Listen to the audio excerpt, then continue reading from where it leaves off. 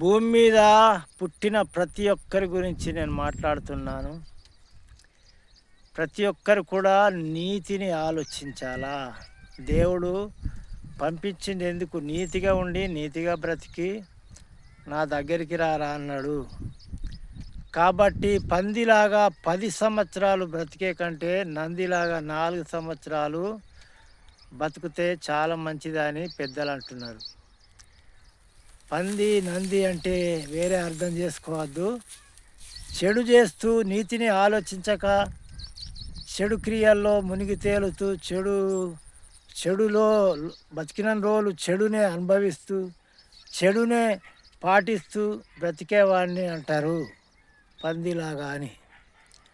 మరి మంచి పేరు తెచ్చుకొని మంచితనంగా బ్రతికి మరి నిజాన్ని గ్రహించి సత్యాన్ని గ్రహించి బ్రతికిన వాడిని నంది అంటారు. నంది అంటే ఇంకేదో అనుకోవద్దు, ఎద్దు లేకుంటే ఆవు.